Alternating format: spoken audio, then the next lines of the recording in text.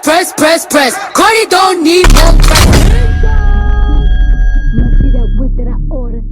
If you live in Wellington, you definitely know the landmarks of the Ganzi or Ganzi family barn or Grand Champions. They're synonymous with Wellington.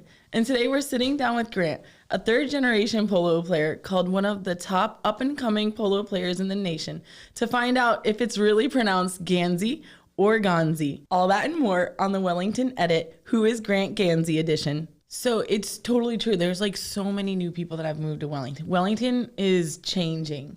A lot of the people that I even grew up with, they've left. Like, it's just, they got squeezed out, and there's so many new families. So today, Grant, it's so cool to be sitting here with you. I've been in Wellington a long time. We've been here a while. We, of course, know who you are. But Grant, tell us who you are, but give me like the Wikipedia edition. Okay. I'd say, I, grew up here. I wasn't born here. I was born in just outside of Philadelphia. I moved here when I was 3, and I've been here ever since, basically. Now, more recently, I've been living with my girlfriend in Miami, but, I'm here all the time. Like, my parents live here still. They've lived here for 23 years, or 22 years. And, I come up, obviously, more during the season because I'm here when I'm playing mostly. And my kind of stance is that, my parents that live here, they have the house here. I still have my room from when I grew up. It's obviously changed, but it's still the same room. And so when I come here, I just, I'll stay at the house, stay with my parents, spend time with them, spend time on the field, see my friends. And if not, I'm back in Miami if I'm not playing. And, I come up here periodically, but obviously, Wellington's my home. I grew up here. Yeah. It means a lot to me still. It's that saying, right? Like, all roads lead to home. Always. So you got to know, like, you are kind of like mysterious to a lot of people, right? Like, people, they've seen your barn, your home, which is not an average size anything, right? Grand Champions. Right. You're a polo family. Yeah. So actually, my grandfather on my dad's side was the first one that started playing. He started playing in the 90s in both Aiken, South Carolina, and in Palm Springs, California. And he kind of got my mom into it by playing. My mom started riding some pole horses in Aiken, and she had a jumping, eventing background from riding growing up in outside Philadelphia. And then once my mom got into it, she got my dad into it, and they started playing. I think. How old were they then? My mom was 30 when she took it up. That's so interesting, right? I'm meeting people more and more that are little that were in their 30s and 40s when they started. Yeah. So my mom was 30 when she took it up, and my dad was close to the same age just because he started a little later. I think he was almost 30, and my mom was like 30, I think. So it's not one of these sports that you like had to have started when you were, a kid to master it. No. I mean, it's hard. It's a really hard sport. I'm not gonna lie. I mean, I've been playing my whole life, and I still think it's really, really hard. What's your whole life? I started playing when I was a kid. Probably, at the age of 4, I started playing. Again, I didn't really, put not a lot of time into it, but I didn't take it seriously until I was probably 13. Sure. That's when I started, and all my free time I had, riding, playing, and then started playing with with adults. Playing more like actual serious competitions instead of just like when I was a kid, I would just play kids polo. So I liked playing with my friends. That was my thing. Right. And I'm sure she'll talk about this, but like I get interested watching just from the short period of time that I've been around polo, the changes that I've seen in polo just in the last few years. I mean, we've seen hoverboards, like segways. Yeah. We've seen bike polo, and I think your family is just well known for this snow polo, right? And like I'm very interested to learn about all of those, and what else is on the horizon for the game of polo, the world of polo, and how that moves. Yeah, so that all makes sense. I mean, to answer the one wheels or what I don't even know what exactly the right technical word for them are, but I've heard of them as e-wheels or one wheels, and I've been on one a couple times, but I'm scared I'm going to hurt myself because they're really hard. Oh God! And it Oh seems like- God! So not on the horse, but on the unicycle. Yeah. I don't fear getting on a horse. Like Yo, an American horse. protect the polo player at all costs. This is the So, future world champion here. I don't ride the one wheels. I don't do it. I mean, I just think it's hard, and I don't want to hurt myself. Yeah, I already smart. do a bunch of stuff that. You already drive up from Miami. I mean, that's risky enough, you know? Don't get on one of those things. Going down Palmetto is already risky enough. I'm good. Yeah, But, exactly. No, I also ski in my free time. You know, if I'm in Colorado in the winter, I ski as much as I can. And to me, doing that, playing polo, that's already like, you know, That's wild. enough. So your parents must have liked polo so much that they made an entire like polo like venue. Grand Champions. Talk to us about that. So yeah, I mean, when we grew up here, you know, we used to look out on those fields, and they were not. My parents didn't own any fields, so you know, my parents kind of grew up, and I guess, you know, if you look out your backyard and see something you strive for, I think it motivates you. Yeah, for sure.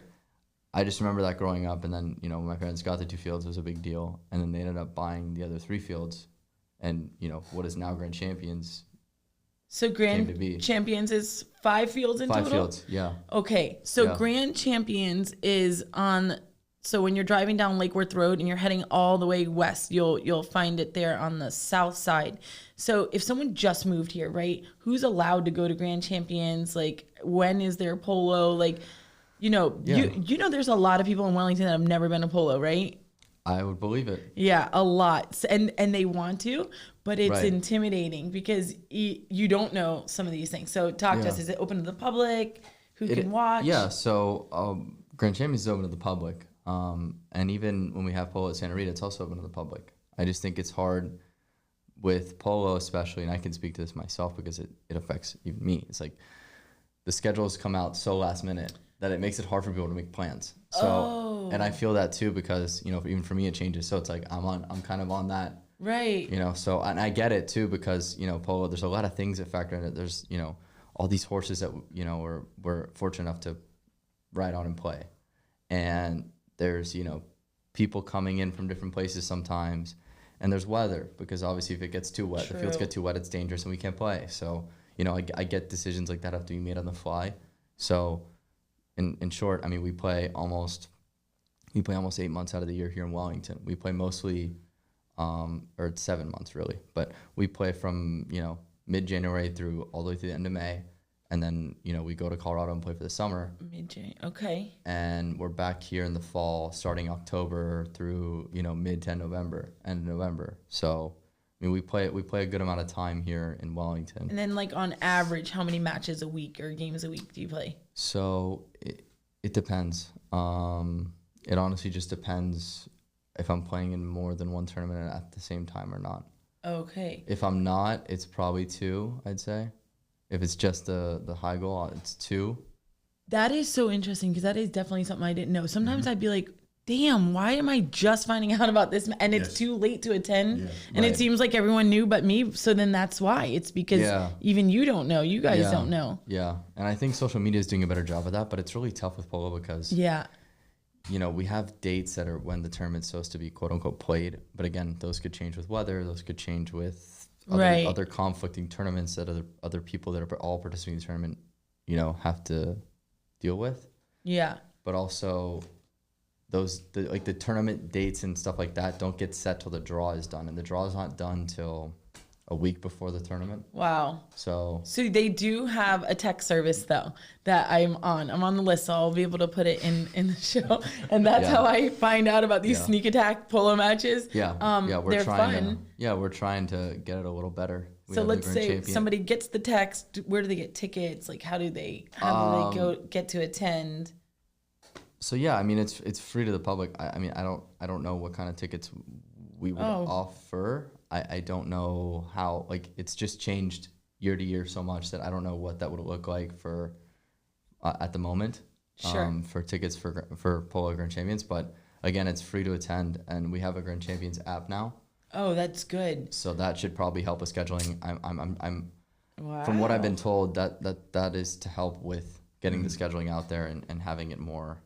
That is so 2023 of you. So the one word that I just heard Grant say without saying it is growth. Yeah. I mean, he's like, it's changing from year to year. He's not saying it's getting worse every year. It's getting better every year. And that to me spells growth.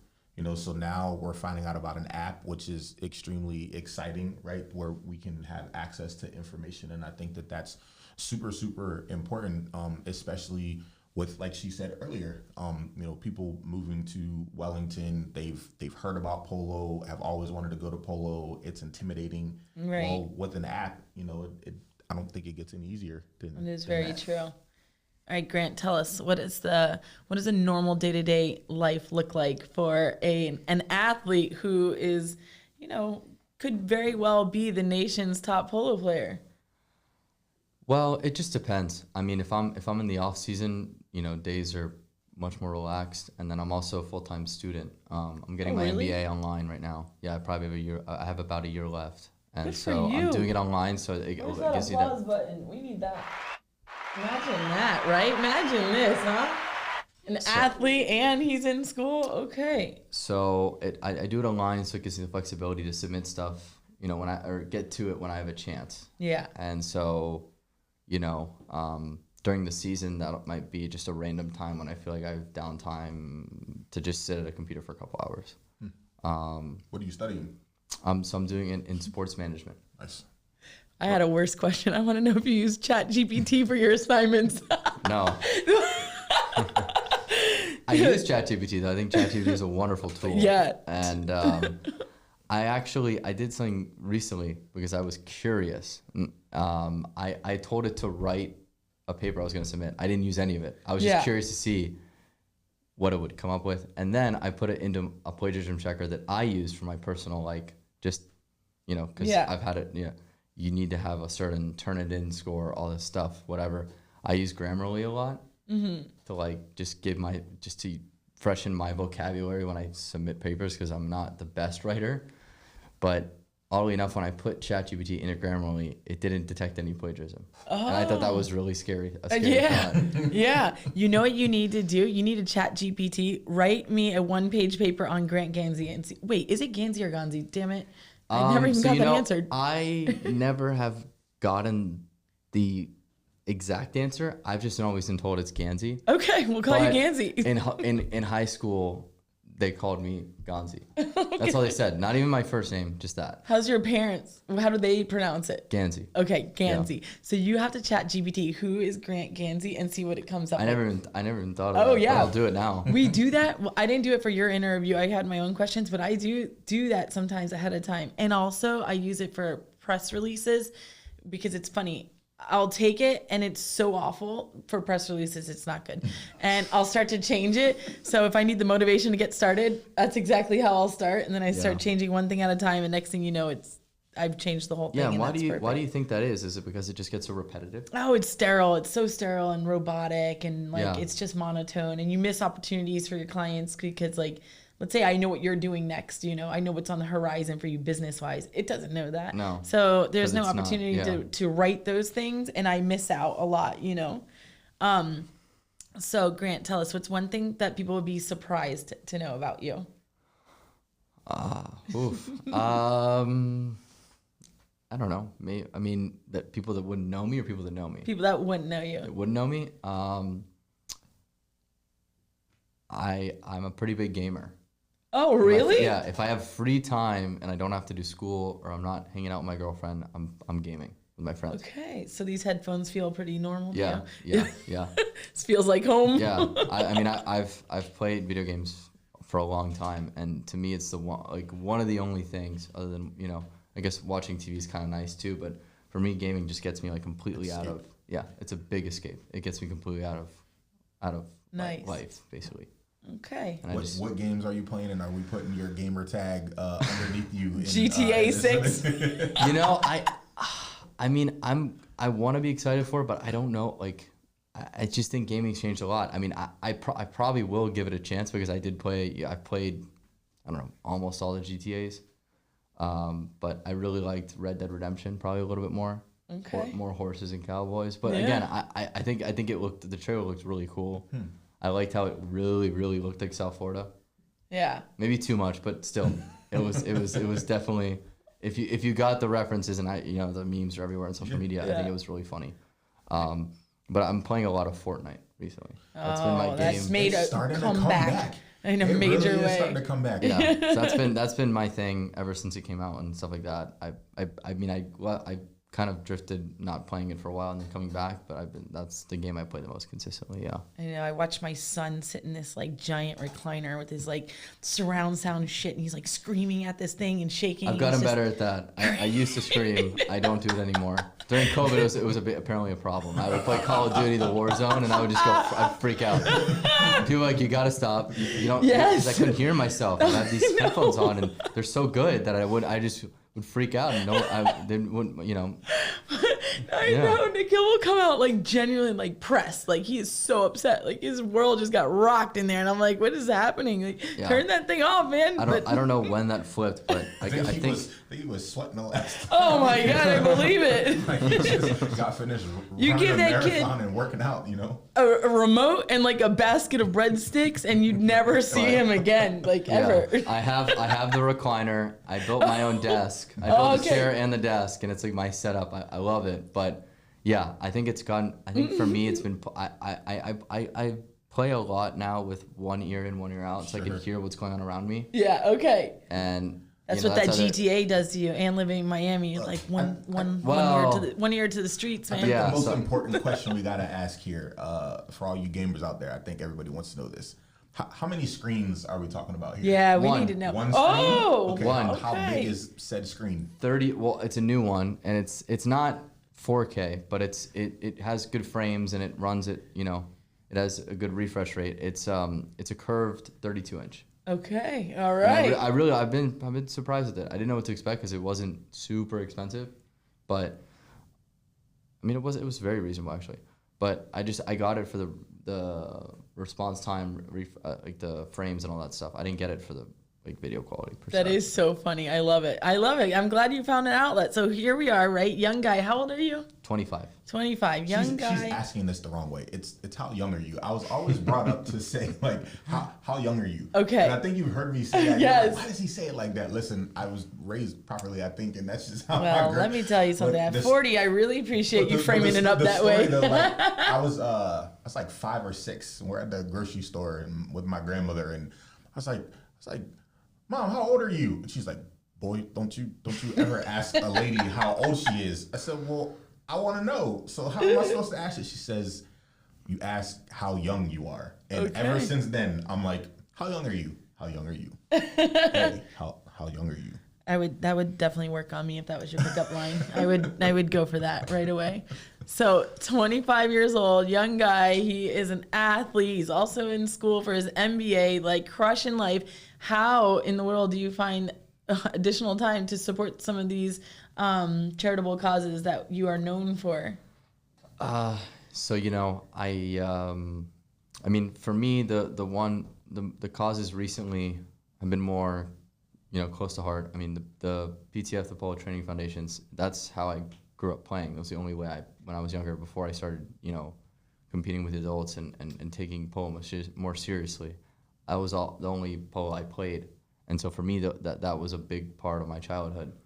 Tell me a little bit more. Pretend I've never heard what this is. So the Polo Training Foundation is a non-for-profit charity that basically puts on all the kids' tournaments in Wellington during the main season, and then they also do so in Santa Barbara, California, and then in Palm Springs, California, which is also the same time as the Wellington season. And then they also now have started doing some clinics and some, I think, tournaments in Aiken in the fall.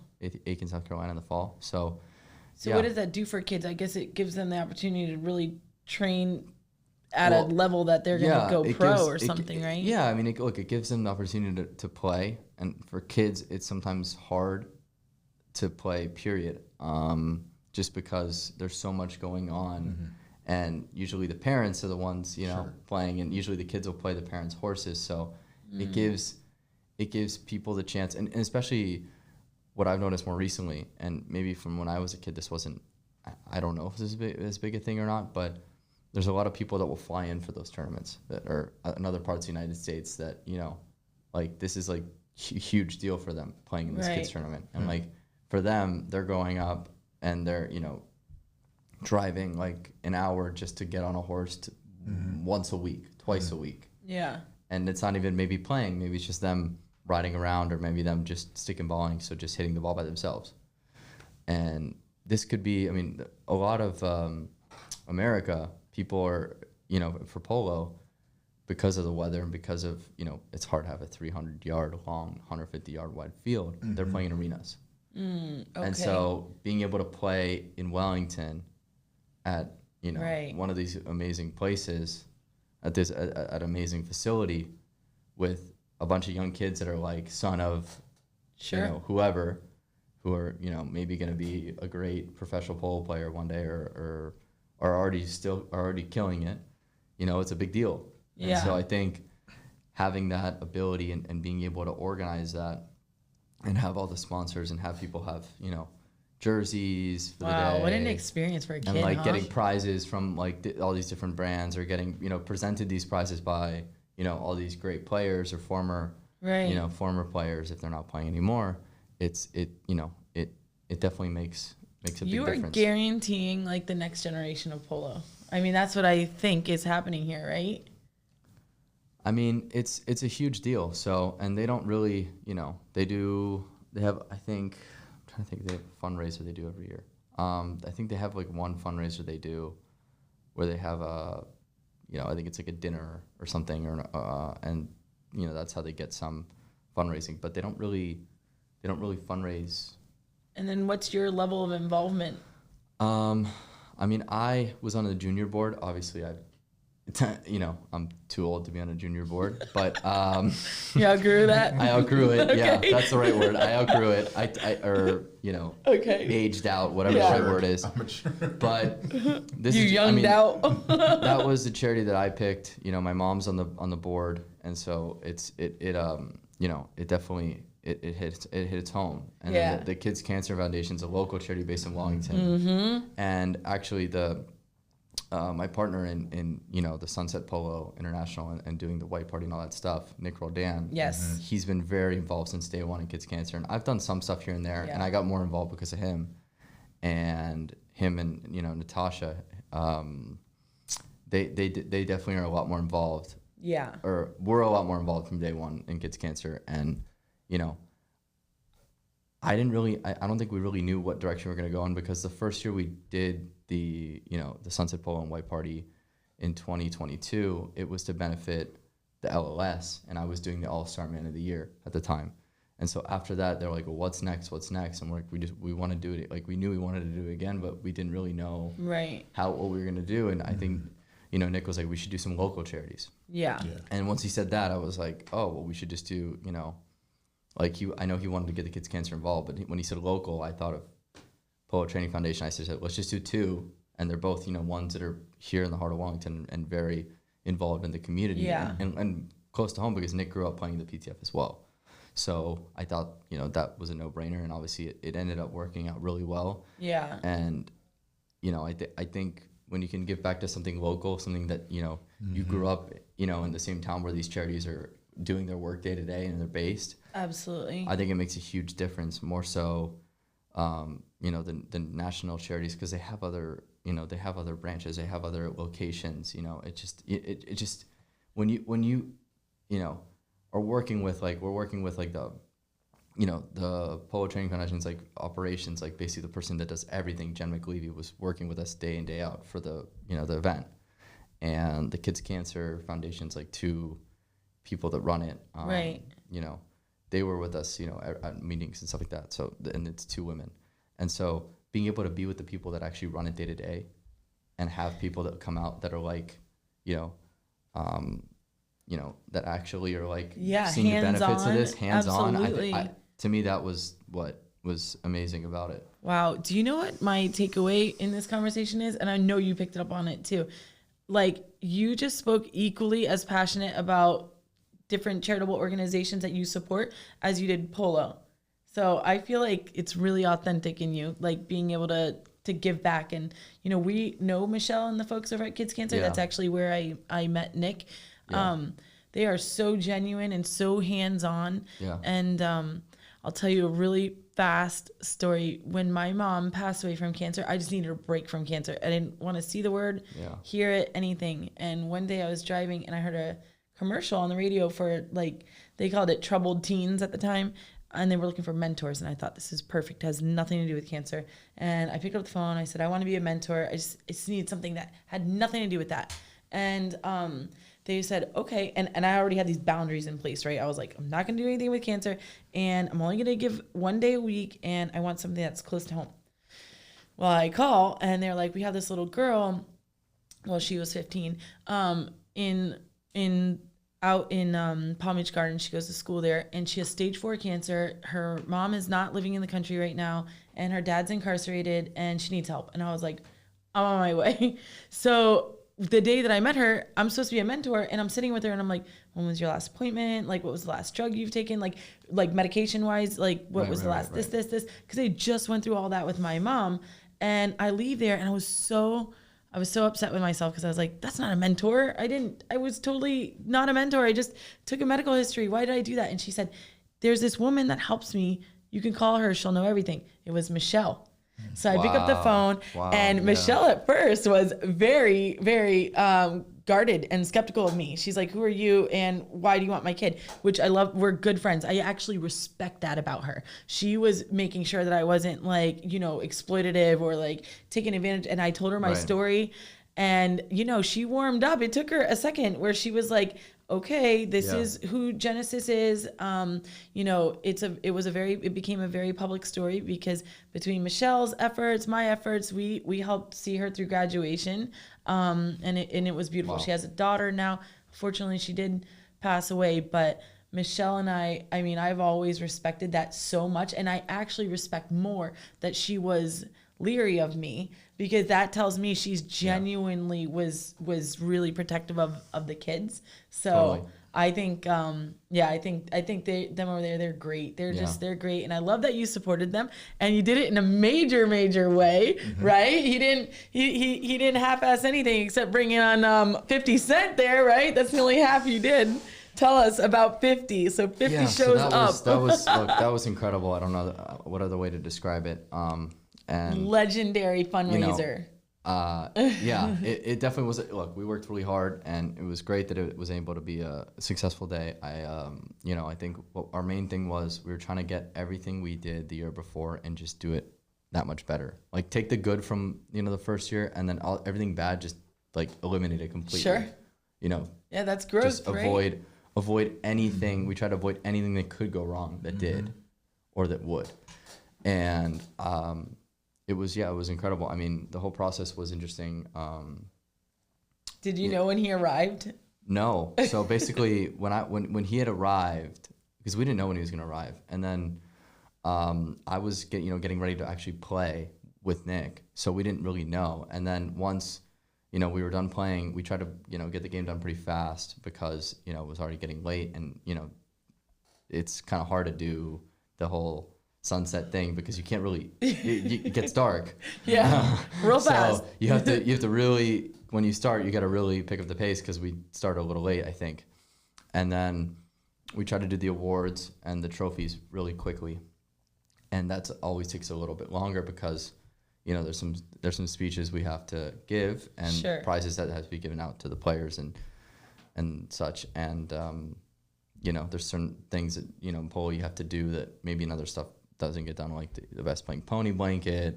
You do prizes for winner, loser, both, all 8 players, and stuff like that. So we try to get that done as fast as possible. And as soon as I got off the horse, I went up to the the stadium that we have at the field, and 50 Cent was up there.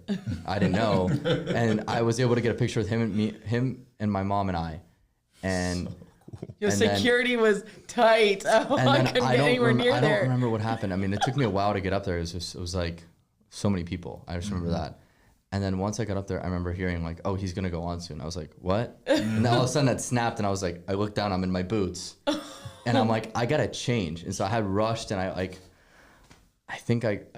rushed. I went back, I changed. The second I got back, he was already like on, and it was barely dark. And we had anticipated him going on like a little bit later. And because what we did the year before was we had like, I don't know, 30 to an hour where we're like, all right, people, get some food, get some, have some drinks and relax, and we'll have a performer soon. Because at that point we still didn't. Yeah, they didn't announce it. So on all the outbound communications, it said surprise performance, but there were rumors flying, and I heard so many different names, many different names. Yeah, that was part of the design. And because we did it the year before, and we went back and forth about announcing it or not, and all this stuff. And who else are you guys considering? Last year? Yeah. Oh man. What we wanted. I mean, it was like a reach with Snoop Dogg. But that was way out of Uncle budget. Snoop. That was way out of our budget, so we we asked that. Snoop is more expensive? He is. Damn, okay. Yeah. Would you have thought that? Wait, would you have? A little bit, I think, yeah. I would not. Okay, all right. I think because Snoop is an icon. Well, I think because he's made more music more recently. Snoop has? Snoop's made more music. I mean, wow, I am out of the game. As far as consistency, 50's been all over TV, and he's doing production. Right, I think he took a step back from him. Yeah, that's what I meant. Yeah. All right. Yeah. So Snoop. Anyone else? Last year, no. Those are the only really. I mean, yeah. Listen, if you're shooting and you land on 50, like I think you're that's winning. pretty damn good. No, look, we were very happy when we landed on 50 Cent. I mean, honestly, incredible it was story about that night. Like we were dividing and conquering that night. I was at an event in Riviera Beach, and I'm focusing on what I'm doing at this event. It's a doctor, and he's doing a talk at a facility up there, and there's a group of people, and my head is here, but I'm trying to get back over here, to be here in Wellington with the family and support the event. And she sends me a text, and I'm like, oh, I can't look at this right now. And I look at it, and it's 50 like, climbing up the stage, at Grand Champions, and I was like, oh my gosh, right? So. Like I'm kind of like speeding the doctor up, like, hey man, you gotta get this going. I got somewhere Punch to go. Punch it out, buddy. so then like she calls me and she's like, where are you at? I said, I'm at the gas station. So 50's now performing. Yeah. And she's got me on FaceTime, and 50 is as close as I am to her and you right now. She is. That's incredible. And he's looking in the phone, and she's like laughing, having a good time, and we've got. I mean, videographers there. I mean, they're on stage too. Like the energy was wild. It was incredible. Then I get to. I mean, I think I changed in the car on the way. Down 95, and then I get here, and I was just blown away. It was incredible. I don't think that wasn't even the only celebrity you had there. Oh no, there was others like that. Mauricio Umansky. Yes. Yeah, I got a picture with him that night too. Yeah, I actually know him. I do too. Okay. I have a picture with him as well. Yeah. So he was. Yeah, I didn't even know he was gonna be there. I just saw him, and I known him from Aspen because when he first started launching the agency, which I didn't even know what the agency was, to be honest. Yeah. And at the time, and he was, he would come to Polo a lot because he spends a lot of time there with him and his I think wife. Kyle Richards. Yep, they're still married. Last I saw was still married. Yeah. I don't know if I've ever met her or not, but I've seen him a bunch. And I would see him in Aspen randomly. I'd see him, he'd come to Polo a bunch, trying to promote the agency and stuff like that in Aspen when it first started. And he's always been super nice, super cool. So I'd already had that relationship. So it was cool that he came out, and I explained him, basically what was the whole thing, and I appreciate it. I mean, let's keep it real, Grant. You're a celebrity in your own right too. You are, whether you like it or not. You definitely are. I saw some of the athletes, like Nick was there too. I think Nacho. I saw Nacho there. Nacho was there. Yeah, Nacho did tell me he was going to be there. He was there. So a woman that really helps us a bunch for the last 2 years and hopefully for many more is Laura Hirsch. Oh yeah. And so basically she had a big help. And we had meetings with her a bunch, leading up to it. And she invited Nacho to be there. And so Nacho said, hey, I'm going to be a guest of Laura. And we said, great, thank you for coming. Mm-hmm. So, I think Laura and obviously both her and my mom what they've been able to do and how much they've been able to help us. It's been Yes. incredible, and without them, we would Sold never had out event. You guys, they had to turn people away at the door. It was wild. Just even the weeks leading up to it, like, hey, what are you gonna wear? What are you gonna wear? What are you gonna wear? Yeah. I'm like, oh God, I hate wearing white, but I'll do it. Yeah. Yeah. It was amazing. It was really amazing. We can't wait to see what you do next. I appreciate that a lot. And actually, I was kind of the one who was kind of like, I mean, I was adamant about it because Wearing white? About not letting people in at the door. Oh yeah, well, Because, security reasons too. Yeah, I know. Because I remember the year before, it was just such a problem, and it just ended up like people just ended up like flooding, like getting in at the door, and I was just like, this is not. You know what I mean? That is actually an awful feeling, right? Well, when it goes from like I've got this under control to it's out of control. Because you have to plan for having a certain set of numbers. So if you sell an amount of tickets, you can predict how much how much water you need or how much food. Sure. And like we have to pre-purchase the amount of food for a certain amount of people, and a certain amount of water, drinks, whatever. And so if you let people in at the door, you can like what happened the year before is we let too many people in at the door, and we ran out of food, and we started running out of things, and it was like we ran out of ice, for example, like that can't have that. Yeah, on a tiny itty bitty scale, we have a tent at Polo, and I started wristbanding people. And I'm like, get out. Yeah, no, it gets out of control if you don't manage it. You have to have your numbers, and you just once you hit capacity, that's it. It has to be that way. Unfortunately, I mean, it's it's a shame, but in this age of social media and but also and get digital, your tickets like a grown up. Go get your tickets on time. Like do that. That's today's takeaway. Yeah. Get your tickets. And I even told my friends, I'm like, guys, get your tickets. Right. Like, I'm not gonna save you like at the last day. Yes. Like if you do not buy a ticket, I cannot count you. Yep. Like I'm sorry. Yeah. Like as much as you are my friend. Be my friend. Support what I'm doing. Yeah. 100%. Yes. 100%. Yeah. It's not like I'm asking you to pay for 50 cents to be here. No, it's for charity. Right. It's you know what I mean? Like you're not like I'm not asking you to pay for dinner. Right. You know?